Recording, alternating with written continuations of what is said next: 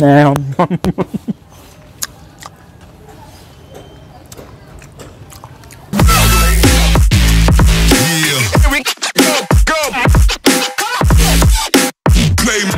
hal yang harus saya tekankan adalah bahwa kalau kita benar-benar sepenuhnya menggunakan teks, maka akan terlalu banyak teks-teks agama ini yang saling bertentangan. Karena konteksnya lain. Misalkan begini Baraya, dalam satu kalimat, Allah berfirman, Dialah yang maha melihat dan maha mendengar, tidak ada yang serupa dengannya. Nah, sebenarnya kalau kita melihat ini dengan pendekatan teks, maka ini akan saling bertentangan, ini akan kontradiksi. Bagaimana ceritanya kita sebutkan tidak ada yang serupa dengannya, tetapi kemudian kita menyerupakan dengan melihat dan mendengar. Ya, tapi kan melihat dan mendengarnya bukan seperti kita, ya tetap aja namanya melihat dan mendengar itu penyerupaan. Kan seperti itu. Atau misalkan dalil yang lain dalam dua keterangan yang berbeda. Misalkan disebutkan bahwa Allah duduk di atas aras, ada di langit ketujuh. Tetapi dalam teks yang lain Allah lebih dekat daripada urat nadi. Nah, bagaimana ceritanya? Urat nadi manusia itu kan banyak, manusianya juga banyak.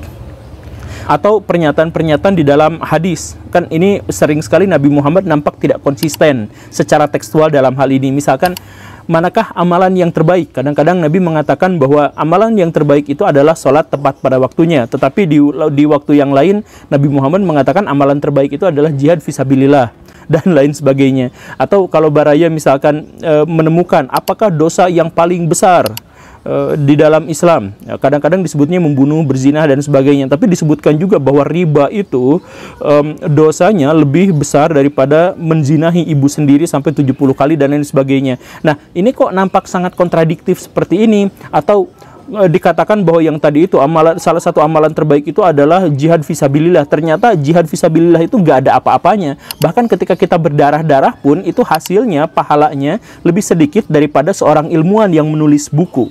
Kan seperti itu. Nah, kok bisa saling bertentangan seperti ini? Ini bukan bertentangan Baraya, tetapi ini terkait dengan konteks yang sangat berbeda. Misalkan seperti ini, ketika Nabi ditanya mana amalan yang terbaik, kalau yang bertanya adalah Ali atau orang-orang semacam Ali, maka Nabi Muhammad akan menjawab bahwa amalan terbaik itu adalah jihad fisabilillah, membela agama. Kenapa seperti itu? Ya karena Ali itu atau orang yang semacam itu tuh top skor, petarung yang sangat luar biasa. Ali itu ngelawan musuh yang kayak gimana pun itu gak bisa dikalahkan.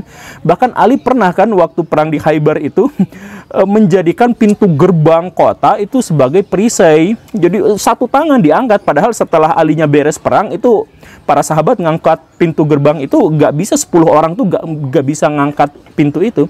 Nah, ketika orang yang bertanya adalah orang yang semacam itu, maka Nabi Muhammad akan menjawab bahwa amalan terbaik itu adalah jihad fisabilillah.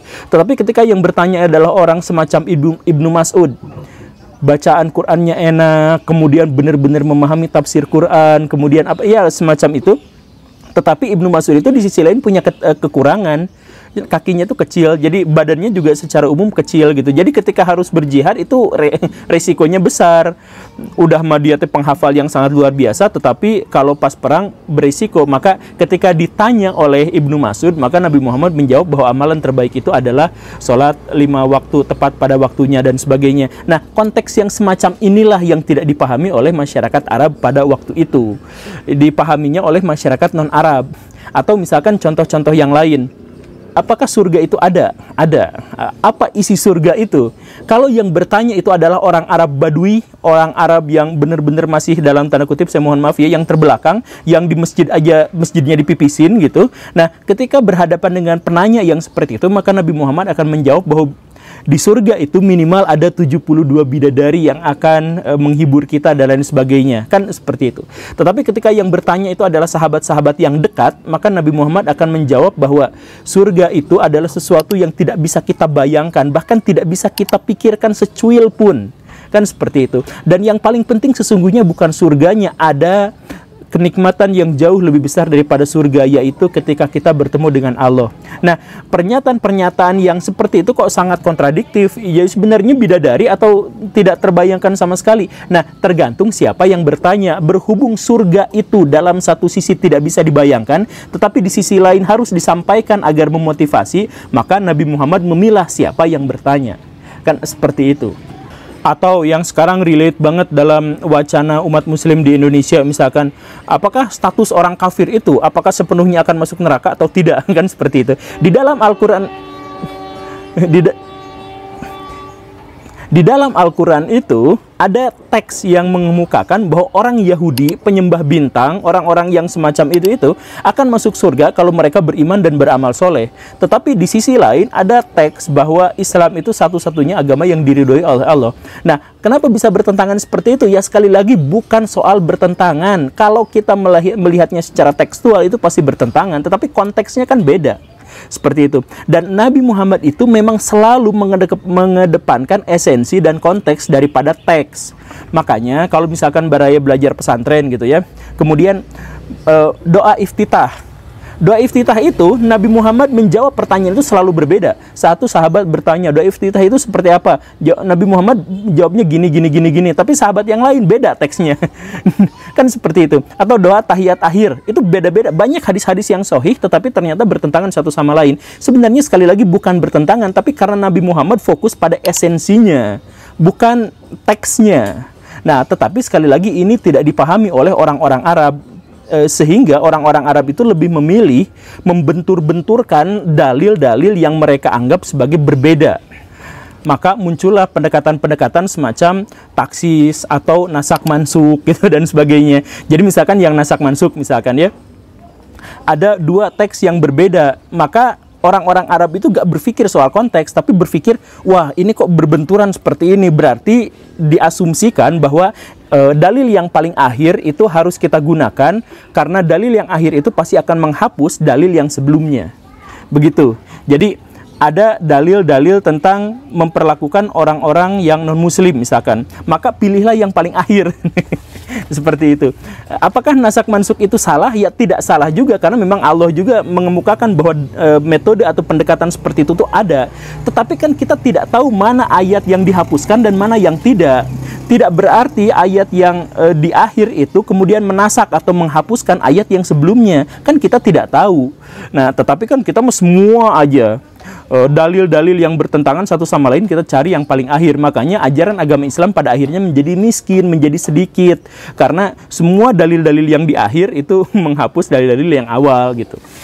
Seperti itu. Atau kemudian metode taksis, metode pengkhususan. Jadi ada dua dalil yang nampak bertentangan secara teks. Karena tidak memahami soal konteksnya atau misalkan tidak mau memilih konteksnya, maka berpikir ini harus dibenturkan. Mana yang diutamakan? Yang khusus daripada yang umum. Misalkan dalil umum itu adalah setiap muslim itu harus memperlakukan istri dengan sebaik-baiknya. Tapi baik itu bagaimana? Itu kan umum. Maka kemudian ada dalil-dalil yang khusus. Misalkan boleh berpoligami, boleh menikah 2, 3, 4 dan sebagainya. Itu kan dalil khusus. Maka ketika ada pertentangan seperti itu, maka yang diambil itu adalah dalil yang khusus. Sebenarnya ini juga kan jadi masalah. Sekali lagi, pendekatan-pendekatan seperti ini tuh sepenuhnya adalah masalah pikiran manusia saja. Jadi Allah tidak mengemukakan pendekatan-pendekatan yang semacam ini total seluruhnya tidak seperti itu. Tapi ini adalah hasil olah pikir manusia. Jadi boleh kita bantah gitu. Nah, dalam ini ayo kita bantah. Misalkan yang khusus itu tidak harus diutamakan daripada yang umum, karena yang khusus itu bisa saja kasuistis dan yang umum itu menyangkut hal-hal yang lebih umum dan general. Kan seperti itu.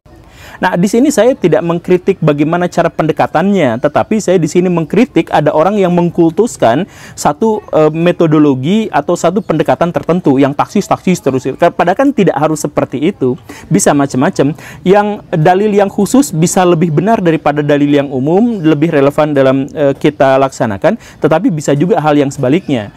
Makanya para sahabat juga kan melakukan hal-hal yang semacam itu di zaman dulu itu, khususnya Umar bin Khattab. Nantilah kapan-kapan kita bahas. Itu kan banyak sekali pendekatan-pendekatan yang diganti ketika zaman itu juga berganti. Teksnya sama, cara pendekatan dalam memahami teksnya itu diganti. Begitu.